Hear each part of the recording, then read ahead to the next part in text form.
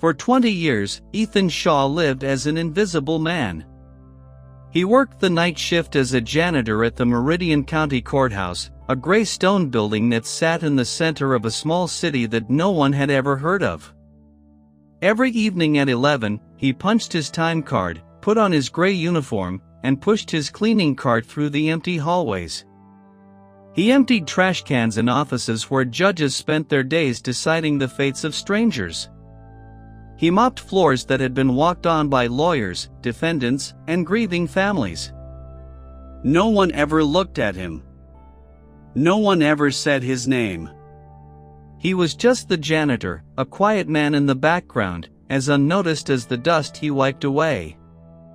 And that was exactly how he wanted it.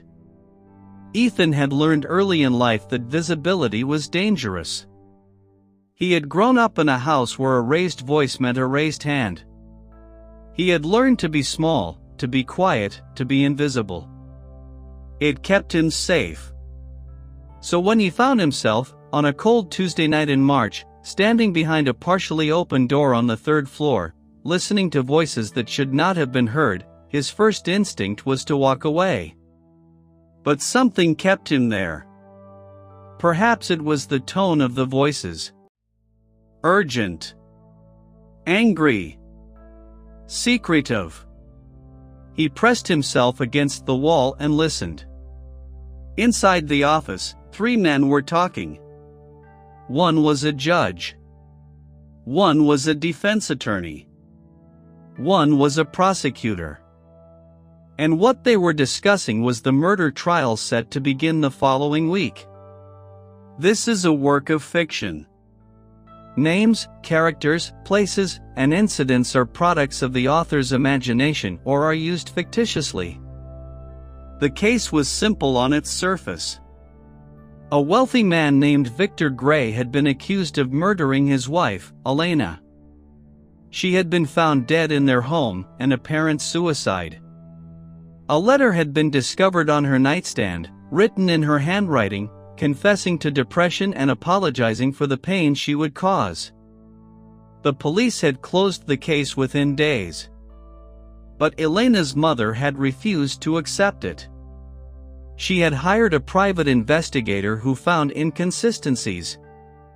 The letter had been typed, not handwritten. Elena's friends said she had been happy, planning a vacation. And Victor Gray had a mistress, a woman he had been seeing for 2 years. The case had gone to trial. And now, the night before the jury was to be selected, 3 men sat in a judge's chambers and made their plans. Ethan listened from the hallway, his heart pounding in his chest. The defense attorney spoke first. The letter is solid. Our expert will testify it's authentic. The prosecutor responded, his voice lower. The expert is bought. Everyone knows it. But no one can prove it. The judge spoke last. Then we have no problem. The letter is admitted. The case goes away. Gray walks. There was a pause. Then the defense attorney said something that Ethan would never forget. And if anyone asks questions, we have people who can make the questions stop. Ethan heard chairs moving. He slipped away silently, pushing his cart down the hall, his hands trembling on the handle. He had just witnessed a conspiracy to let a murderer go free. Ethan did not go to the police. He did not tell anyone what he had heard. He went home that morning at 7, made himself a cup of tea, and sat at his kitchen table until the sun came up. He told himself it was not his business. He was just a janitor. Who would believe him? A janitor against a judge, a prosecutor, and a wealthy man? He would be destroyed. He would lose his job. He might even disappear, like Elena Gray had disappeared. So he stayed silent. The trial proceeded as planned. The letter was admitted as evidence. The expert testified that it was genuine. The defense attorney painted Elena as a troubled woman, depressed, unstable. The prosecutor, despite knowing the truth, put on a show of pursuing justice, but his questions were soft, his cross-examinations weak. The jury deliberated for 4 hours. They found Victor Gray not guilty. He walked out of the courthouse a free man, his arm around his mistress, smiling for the cameras. Elena's mother collapsed in the hallway. Ethan watched it all from behind a pillar in the lobby. He saw the mother being helped to her feet. He saw her crying. He saw the emptiness in her eyes. And he said nothing. He went back to work that night. He mopped the floors where the mother had fallen. He emptied the trash cans filled with crumpled tissues. He told himself he had no choice. He told himself he was just one man. He told himself the same thing every night for the next 20 years. 2 decades passed. The world changed around Ethan, but he remained the same. He grew older, his back curving, his hands stiffening with arthritis. His hair turned gray, then white. He still worked the night shift at the courthouse, still pushed his cart through the same hallways, still emptied the same trash cans. Most of the people from that night were gone. The judge had retired years ago and moved to Florida. The prosecutor had become a respected defense attorney with his own firm. The defense attorney had died of a heart attack, wealthy and unrepentant. And Victor Gray had become a philanthropist, a man who donated to hospitals and libraries, whose name was on a wing of the local art museum. He gave speeches about second chances and redemption. He was beloved. Elena Gray's name appeared in the newspaper once a year, on the anniversary of her death, in a small obituary notice placed by her mother. But the mother had died 5 years ago. Now there was no one left to remember. Except Ethan. He remembered everything. He remembered the voices in that room. He remembered the words. He remembered the way the prosecutor had looked at the floor when he said the case goes away. He remembered the sound of the mother crying. He carried it all with him, every night, as he pushed his cart through the empty hallways. And then, one Tuesday morning in March, exactly 20 years after he had stood outside that door, a young woman walked into the courthouse and changed everything. Her name was Nora Cross. She was 26 years old, with dark hair and eyes that seemed to see everything at once.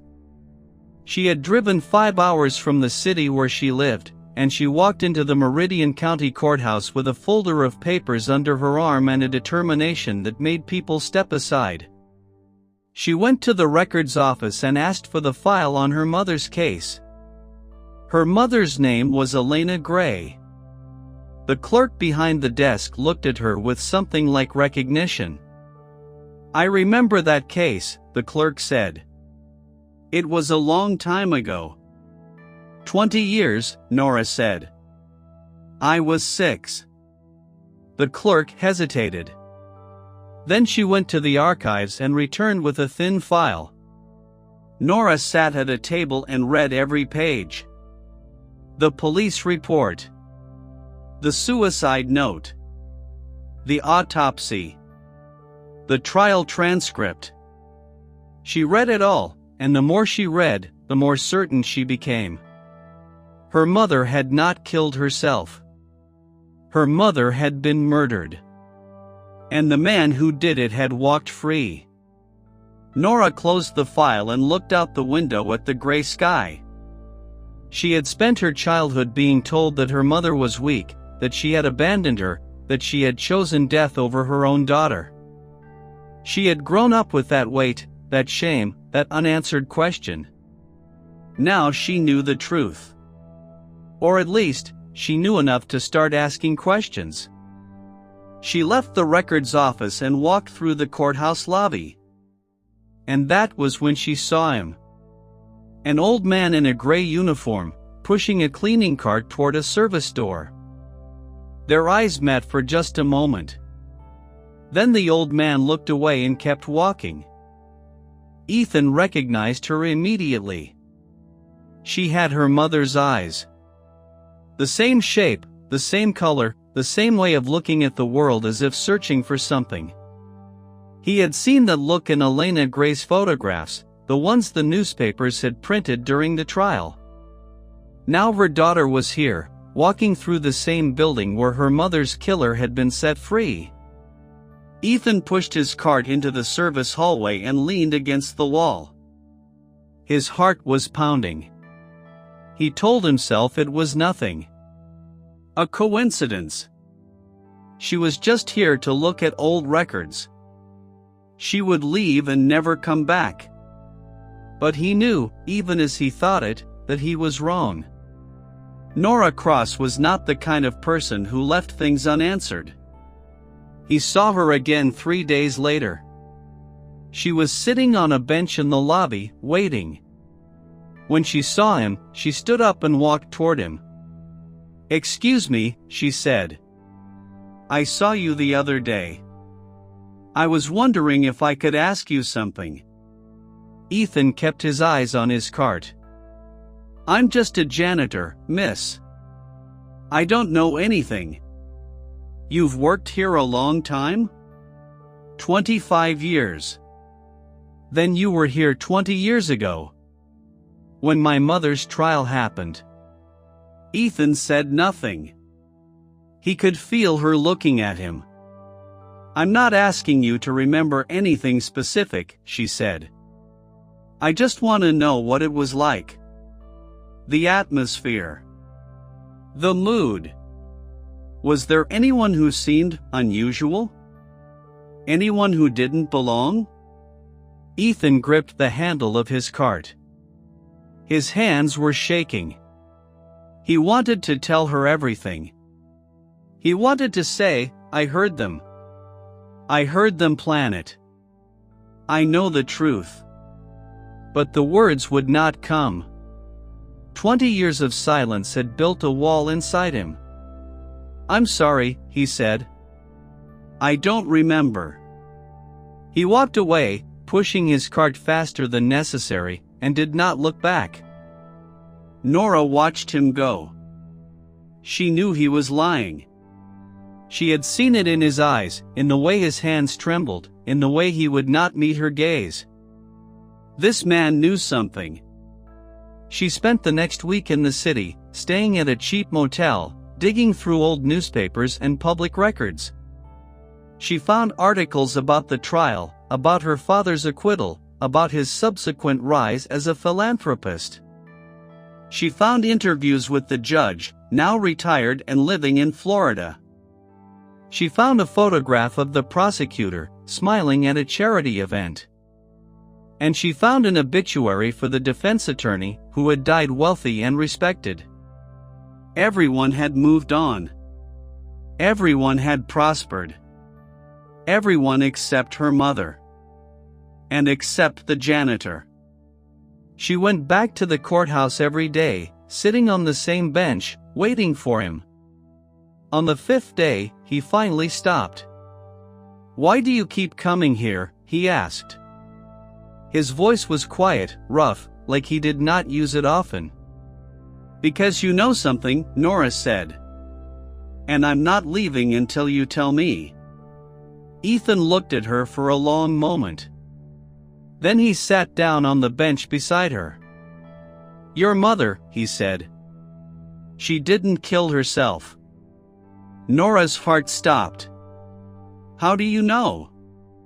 Ethan stared at the floor. "Because I heard them. The night before the trial. I was cleaning on the 3rd floor. I heard them talking in the judge's chambers." "Who?" "The judge. The prosecutor. The defense attorney. They planned it all. The letter was fake. The expert was bought. They knew your father was guilty, and they let him go anyway. Nora was silent for a long moment. Then she said, "Will you tell anyone else? Will you testify?" Ethan looked at her, and for the first time, she saw fear in his eyes. "They're still powerful," he said. "The judge is retired, but the prosecutor is a rich man now. Your father is a hero to this city. If I speak, I'm just a janitor. They'll destroy me." Nora reached out and took his hand. "I won't let that happen. But I need your help. Please." Ethan looked at her mother's eyes looking back at him. And for the first time in 20 years, he nodded. They started meeting in secret. Late at night, in the courthouse after everyone had gone home, Ethan would tell Nora everything he remembered. The voices. The words. The exact time. The names. Nora wrote it all down, building a case file that no one else had ever seen. She also started digging into the lives of the men involved. The retired judge, Harold Vance, lived in a gated community in Florida. He had a wife, 2 children, and a reputation for being tough but fair. No one had ever accused him of corruption. The prosecutor, Marcus Webb, had left public office years ago and now ran a successful private law firm. He was wealthy, connected, and respected. The defense attorney was dead, but his files had been donated to a local law school. And Victor Gray, her father, lived in the same city where she had grown up. He had never tried to contact her. He had never shown any interest in her life. She was just a reminder of a past he had erased. As Nora dug deeper, she found something unexpected. She was not the only one asking questions. Someone else had been looking into the case. Someone had requested files from the courthouse archives 6 months earlier. The request was signed with a name she did not recognize. But when she asked the clerk to describe the person, the description matched no one she knew. Nora felt a chill run down her spine. Someone else knew about the conspiracy. Someone else was watching. And if they were watching, they might also be willing to silence anyone who threatened to expose the truth. A week later, Ethan's apartment was broken into. He came home from work to find the door hanging open, his belongings scattered across the floor. His television was gone, his small savings jar emptied. But Nora noticed something strange. The drawers where he kept old photographs and papers had been pulled out and searched. Nothing else was disturbed with the same intensity. "They were looking for something," she said. "Evidence. Anything linking you to the case." Ethan sat on his couch, his head in his hands. "I told you. They're still powerful." "We need to move faster," Nora said. "We need to find someone who will listen. A reporter. A state investigator. Someone outside this city." She started making calls the next morning. Most reporters hung up when they heard the story. A case from 20 years ago, with no physical evidence and only one witness? It was a dead end. But one reporter, a woman named Sarah Chen who worked for a regional newspaper, listened carefully. "You're saying a judge, a prosecutor, and a defense attorney conspired to let a murderer go free?" "Yes." "And your witness is a janitor who overheard them?" "Yes." Sarah was quiet for a moment. "Do you have any proof? Recordings? Documents?" "Not yet. But we're working on it." "Get proof," Sarah said. "Then call me back." Nora hung up and looked at Ethan. "We need proof. Something concrete. Do you remember anything else?" Any detail that could be verified? Ethan thought hard. Then his eyes widened. The judge's calendar. He kept a paper calendar on his desk. I saw it when I cleaned his office. He wrote down all his appointments. If he met with them that night, it would be in there. Nora's heart raced. Where is that calendar now? If he didn't take it when he retired, it would be in storage. The courthouse keeps records for 30 years. Nora stood up. Then we need to find it. Gaining access to the courthouse storage was not easy. The records were kept in a basement room locked with a key that only certain employees had. Ethan, despite working there for 25 years, was not one of them. He was just a janitor. But he knew who had the key. A woman named Doris, who worked in the clerk's office. She was friendly, talkative, and had known Ethan for years. She also liked to take long lunch breaks. The next day, while Doris was at lunch, Ethan used his master key to enter her office. He found the storage key in her desk drawer, exactly where he had hoped it would be. He and Nora slipped into the basement. The storage room was vast, filled with boxes and files dating back decades. They searched for hours, going through box after box. Finally, near the back, Nora found a row of boxes labeled with the names of retired judges. Vance. She pulled one down and opened it. Inside were old calendars, day planners, and notebooks. She flipped through them, year by year. And then she found it. The calendar from 20 years ago. On the date of the conversation Ethan had overheard, there was an entry. Meeting, 10 p.m., Chambers. No names. No details.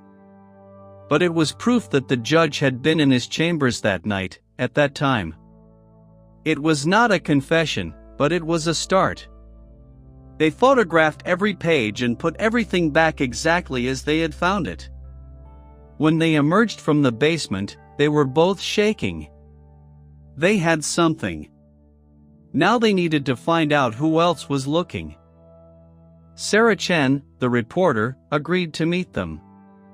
She drove to the city and sat with Nora and Ethan in a small cafe, listening to their story and examining the evidence. The calendar. Ethan's testimony. The pattern of cover-ups. Sarah was impressed but cautious. "This is good," she said. "But it's not enough. The calendar proves he was there, but it doesn't prove what was discussed. And your testimony, Ethan, is powerful, but without corroboration, it's your word against dead and powerful men." "There's someone else," Nora said. "Someone else has been looking into this case. They requested files 6 months ago. We need to find out who." Sarah nodded. "I can help with that. I have contacts in the state archives. Give me a few days." While Sarah investigated, Nora and Ethan continued meeting in secret. But they were being watched.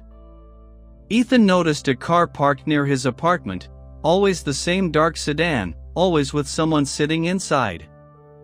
Nora received a hang-up call on her motel phone late one night. They knew they were running out of time. Then Sarah called with news. The person who had requested the files was a private investigator named Leo Brennan. He had been hired by someone to look into the case. But when Sarah tried to contact him, she discovered that he had disappeared 6 months ago. His office was closed. His phone was disconnected. No one knew where he was.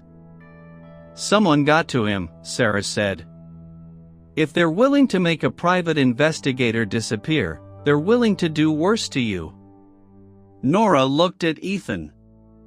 The old man's face was pale, but his eyes were steady. "I've been invisible my whole life," he said. "Maybe it's time to be seen." They decided to go public. Sarah wrote an article detailing the allegations, based on Ethan's testimony and the judge's calendar. She included the names of everyone involved: Victor Gray, the acquitted killer; Marcus Webb, the prosecutor who had sold justice; Harold Vance, the retired judge. The article was published online and in the newspaper. Within hours, it exploded. Local news picked it up. Then national. Victor Gray's philanthropy was scrutinized. Marcus Webb's law firm faced protests. Harold Vance, in Florida, refused to comment. And then, something unexpected happened. Other witnesses came forward. A former court reporter remembered strange discrepancies in the trial transcript. A retired police officer admitted he had always doubted the suicide letter. A woman who had worked for the defense attorney claimed he had bragged about fixing cases. The wall of silence finally cracked. The state attorney general announced an investigation.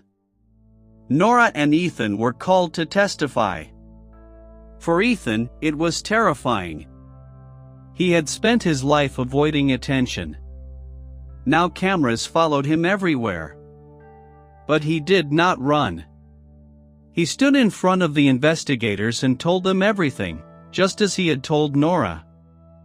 His voice was quiet, but it was steady. He was no longer invisible. And then, the day before the investigation was set to conclude, Nora received a message. It was from a man named Leo Brennan. He was alive. He had been hiding for 6 months, ever since someone tried to kill him. He had evidence. And he was willing to come forward. Leo Brennan's testimony was the final piece. He had been hired by an anonymous client to investigate the case, but he had quickly discovered that someone powerful was watching.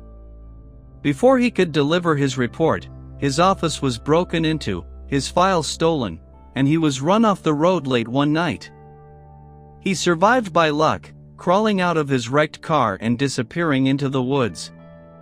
He had been hiding ever since, waiting for a moment when it was safe to speak. Now, with the investigation public and the conspirators exposed, he emerged. He had kept copies of everything. Emails, phone records, photographs. They showed a web of connections between Victor Gray, Marcus Webb, and the late defense attorney. Payments, favors, threats. The evidence was overwhelming. Victor Gray was arrested at his home, handcuffed in front of the cameras. Marcus Webb was disbarred and charged with conspiracy. Harold Vance, the judge, was too ill to stand trial, but his reputation was destroyed forever. And Ethan Shaw, the invisible man who had carried a secret for 20 years, became a hero. He sat in the front row of the courtroom the day Victor Gray was convicted of murder. He watched as Nora cross-wept, finally hearing the words she had waited her whole life to hear: guilty. After the trial, Nora took Ethan's hand. "Thank you," she said. "For everything." Ethan looked at her mother's eyes, and smiled. "I should have spoken sooner. I should have spoken that first day." "You spoke when it mattered," Nora said.